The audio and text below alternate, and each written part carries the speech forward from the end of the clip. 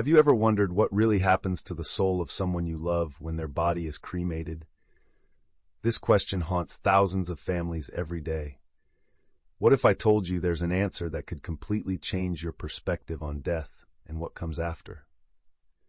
Imagine for a moment, you're facing one of the most difficult decisions of your life. A loved one has passed away, and now you have to choose between cremation and a traditional burial. Your relatives are divided, some saying that cremation harms the soul, others arguing it's just a practical matter. And you're lost, afraid of making the wrong choice for someone you loved so much. If you're living this dilemma or simply want to discover deep truths about what happens after death, give this a like now, subscribe to the channel, and hit the notification bell, because what you're about to discover today could transform your view on life, death, and eternity forever.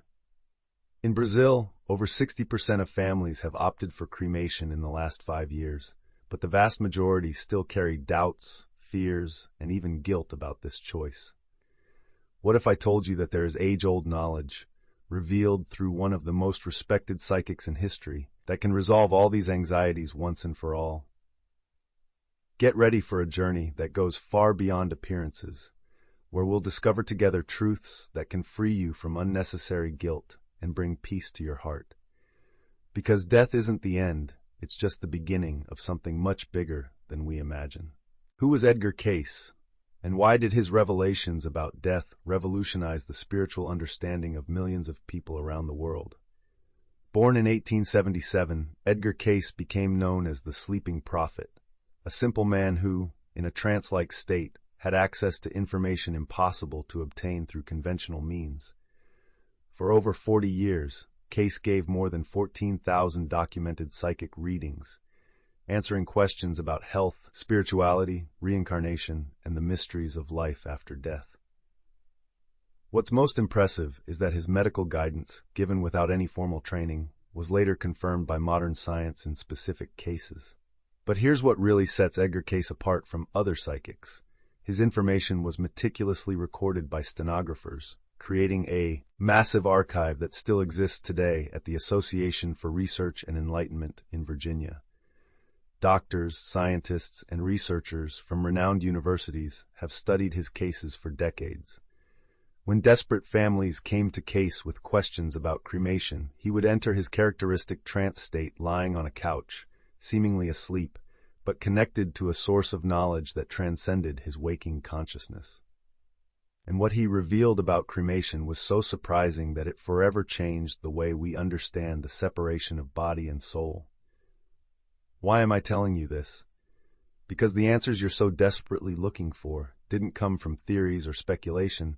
They came from someone who had direct access to the deepest mysteries of human existence. Now, get ready for a revelation that might challenge everything you believed about cremation and the separation of the soul. Edgar Cayce was adamant in his readings. The soul is already completely separate from the physical body at the moment of death. Completely separate. That changes everything, doesn't it? Think about it for a moment. If the soul has already separated at the instant of death, what happens to the physical body afterward, whether it's cremation, burial, or any other process, has absolutely no effect on the destiny or well-being of that soul. It's like worrying about what happens to an outfit after you've already taken it off and put it away in the closet. But here comes the most revolutionary part. According to Cayce, the funeral ritual isn't for the dead, it's for the living. It's for you, the one left behind. It's for your family, your friends, everyone who needs a process of saying goodbye, of closure, of transforming grief into eternal love. This means that all those sleepless nights, all that guilt eating away at your heart, all those questions about whether you made the right choice, were unnecessary. The soul of the person you love was already free, had already begun its journey to higher dimensions, regardless of what happened to the physical body. But wait, if it's that simple, why is there so much controversy? Why do some religions condemn cremation? Edgar Cayce explains that this confusion comes from a mistaken interpretation of the relationship between body and soul. For centuries, it was believed that there was some kind of prolonged connection between them after death, but the spiritual reality is very different. The truth is, your concern should be focused on something completely different. And that's what we're going to find out next. Here's where it all makes a difference. It's not the act of cremation itself that matters, but the energy, the intention, and the love with which it is performed. Let me show you two completely opposite scenarios for you to understand the power of this difference. Scenario 1. The cremation of love. A family gathers around the loved one who has passed. There are tears, yes, but there is also gratitude for all the moments lived together.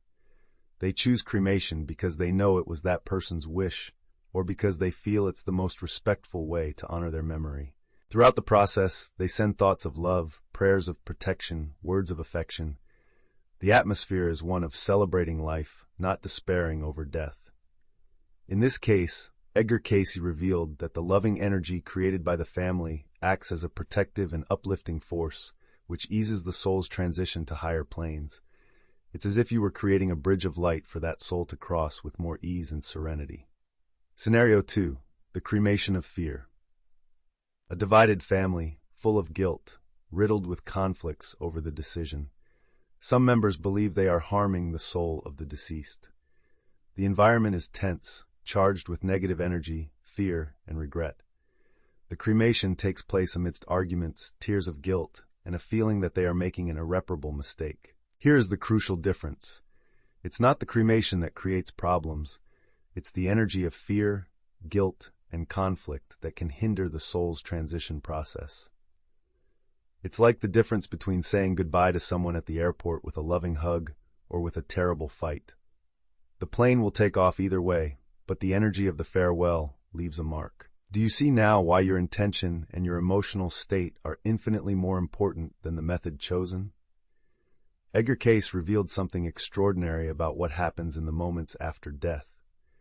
There is an energy field, a kind of spiritual cocoon, that surrounds the soul during the first 3 days after passing. Imagine this as a natural protection, a period of adaptation where the consciousness adjusts to the new reality. During these 3 crucial days, the soul goes through a process that Cayce compared to a gradual awakening from a deep sleep.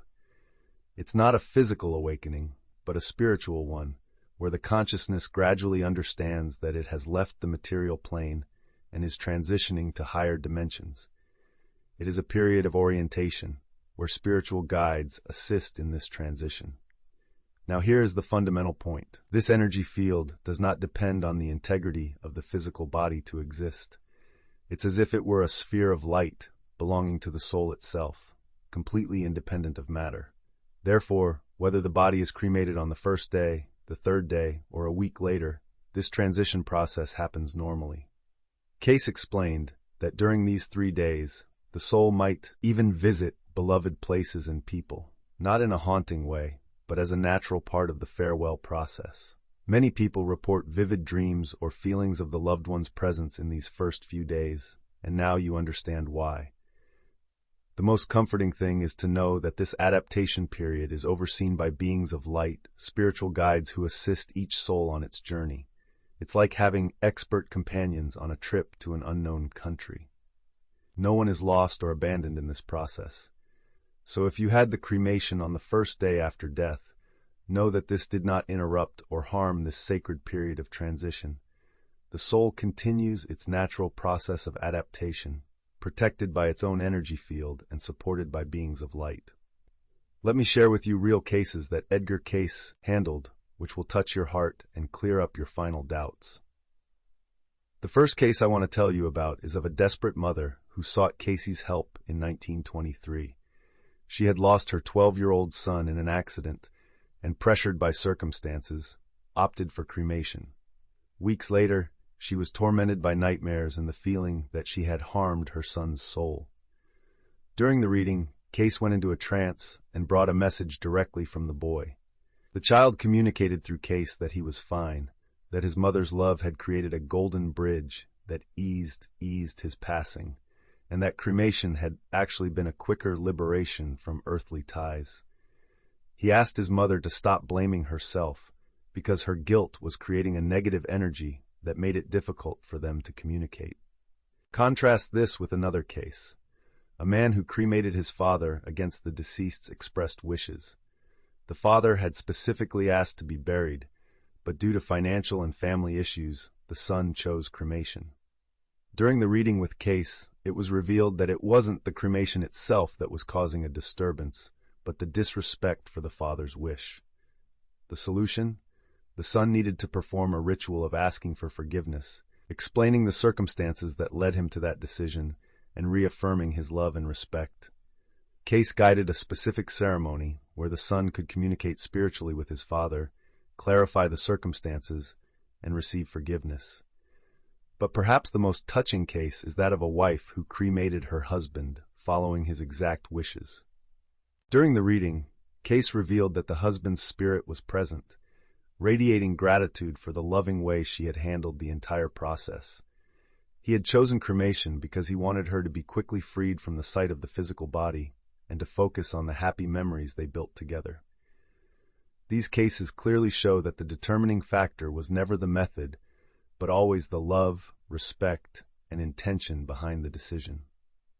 Now that you understand the spiritual principles, let me give you practical guidance for those who are going through this process or will in the future. For those facing the decision now, first, talk with the family about the wishes of the person who passed. If they expressed a preference in life, that should be respected whenever possible. Not because it affects the soul, but because it shows love and consideration for that person's wishes. If no wish was expressed, choose what brings the most peace to the family's heart. During the first 3 days, regardless of the choice made, maintain an atmosphere of love, gratitude, and prayer. Cayce suggested that families offer specific prayers of protection and guidance for the transitioning soul. A simple prayer like, "May you be surrounded by light and love, may you find beings of light to guide you, may your journey be one of peace and upliftment," can be extraordinarily powerful. If the cremation has already happened, have a moment of spiritual connection. Light a candle, hold a photo of your loved one, and talk to them as if they were present because spiritually they might be. Explain your reasons, ask for forgiveness if necessary, and most importantly, send your unconditional love. For the grieving process, Cayce advised that healthy grief should last a year at most, not because you should forget the person, but because prolonged suffering can create energetic ties that hinder the soul's progression in the spiritual plane. Transform longing into gratitude, suffering into a celebration of the life lived.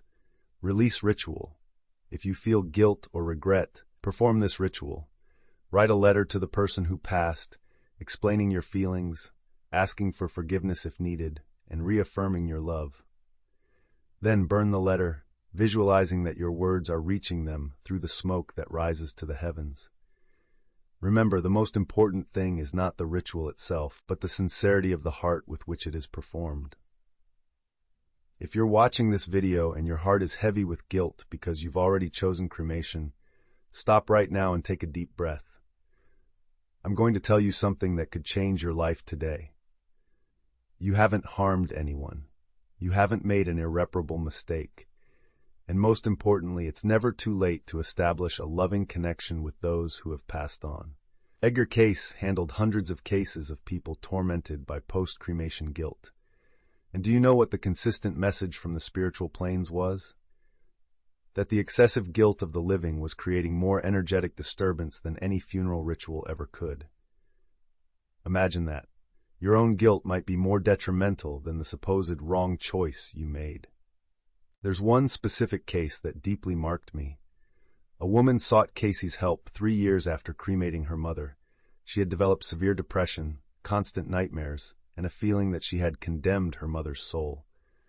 During the reading, Cayce brought a message from the mother that said, "My dear daughter, your guilt is creating a prison for both of us.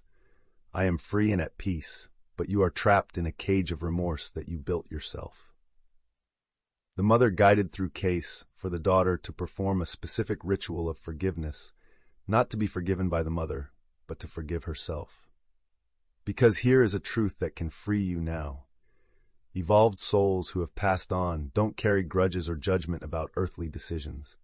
They understand that you did the best you could with the knowledge and circumstances you had at the time. Another touching case was of a man who cremated his wife in a moment of emotional desperation, without consulting other family members. 2 years later, he was being consumed by guilt and the family's anger. During the reading, Cayce revealed that the wife not only understood the decision, but was worried about her husband's unnecessary suffering. She asked him to stop punishing himself and start honoring her memory through love, not guilt. The truth is, we often create scenarios of suffering in our minds that don't correspond to spiritual reality. We project our own fears and judgments onto the souls that have passed, when in fact they have already transcended these earthly limitations. If you need emotional healing, start with this powerful affirmation that Cayce often recommended.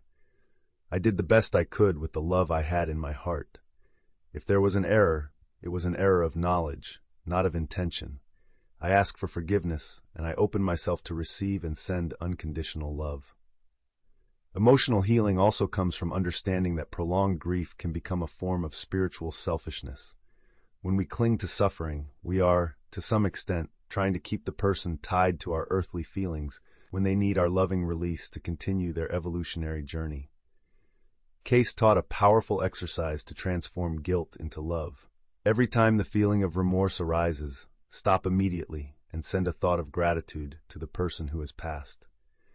Thank them for being a part of your life, for the happy moments shared, for the growth you provided for each other. This energetic redirection gradually replaces the vibration of guilt with the vibration of love. Remember, evolved souls don't want our suffering, they want our happiness, our growth, and our peace. When you free yourself from guilt, you are truly honoring the memory of the one you love. We've reached the heart of everything we've discovered today, and I want you to hold this truth in your heart forever. It's not the form that matters, it's the essence. It's not the ritual that determines a soul's destiny, but the love that permeates every decision, every gesture, every thought. Think about everything we've explored together. We discovered that the soul separates completely at the moment of death, that there is a protected 3-day transition period, that the energy of the decision is more important than the decision itself, that real cases confirm these spiritual truths, and that guilt can be more harmful than any funeral ritual. But what is the message that ties all these points together? It's that love transcends any physical limitation or earthly ritual. When you make a decision based on love, whether it's cremation or burial, you are aligned with the highest forces of the universe. When you act with respect for the wishes of your loved one, you are demonstrating the purest love. When you free yourself from guilt to honor their memory through gratitude, you are raising your own vibration and easing the spiritual journey of the one who has passed. Edgar Cayce showed us that there is a cosmic intelligence that governs the soul's transition processes, and this intelligence is fundamentally loving. It does not punish choices made with good intentions. It does not chastise difficult decisions made in times of pain, and it does not abandon souls based on earthly rituals. The deepest truth that emerges from all of Cayce's teachings on cremation is this: you are much more spiritually powerful than you realize. Your thoughts of love, your sincere prayers, your genuine gratitude create energetic waves that reach higher dimensions. You are not just a passive observer in the transition process of a loved one's soul. You are an active participant in creating an atmosphere of love that facilitates this sacred journey. This means that, regardless of any choice you have made in the past or will make in the future, the most important element is already in your hands: your capacity to love unconditionally. When you choose cremation with love, you are creating a ceremony of liberation. When you choose burial with love, you are creating a ritual of honor. When you forgive your own limitations and connect with gratitude to the memory of the one you love, you are co-creating a process of spiritual upliftment. Death is not the end of a relationship, it is the transformation of a relationship, from physical communication to spiritual communication, from love conditioned by earthly circumstances to unconditional love that transcends dimensions. And in this transformation, what really matters is not what happens to the body that was left behind, but what happens with the love that remains. This is the synthesis of it all. Love is eternal, rituals are temporary. Love is universal, forms are particular. Love is the essence of all spiritual existence. Everything else is just details of the earthly experience.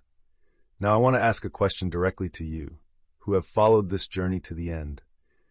How is this knowledge transforming your perspective on life, death, and eternity? What weight is being lifted from your shoulders right at this moment? If this message has touched your heart, if it has brought relief from some guilt you were carrying, if it has cleared up doubts that had been tormenting you for months or years, I need you to do something important. Now, share this video with someone who needs to hear these truths. How many people do you know who are suffering unnecessarily over issues related to cremation? How many families could find peace through this knowledge? But before you share, I want you to leave a comment below telling us about your experience. You don't have to go into intimate details if you don't feel comfortable, but share how these revelations from Edgar Cayce have impacted you. Write things like, "I never thought of it that way," or "This changed everything for me," or "I finally found peace about the decision I made." Your comments might be exactly what someone else needs to read to find their own emotional healing.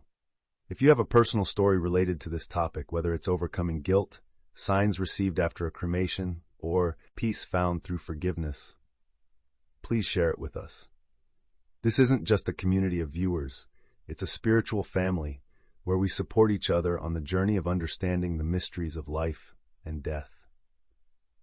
For those who want to dive even deeper into this transcendental knowledge, subscribe to the channel now and turn on notifications, because every week I bring revelations based on the teachings of Edgar Cayce and other spiritual masters that can revolutionize your understanding of spirituality, life after death, reincarnation, and the higher purposes of existence.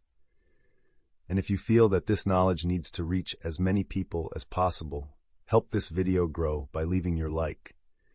Every like tells the algorithm that this content is positively impacting lives, allowing more people to find these liberating truths. Remember, you are not alone on this journey of spiritual discovery. We are thousands of souls seeking understanding, healing, and evolution. Together, we create a network of love and support that transcends physical limitations and connects us on much deeper levels. Your participation in this community through comments, shares, likes, and subscriptions is not just digital engagement. It is your contribution to a global movement of spiritual awakening, where people like you and me choose to replace fear with understanding, guilt with love, and ignorance with transcendental wisdom. Thank you for taking this journey with me. May the blessings of unconditional love always be with you and with all those you love in all dimensions of existence.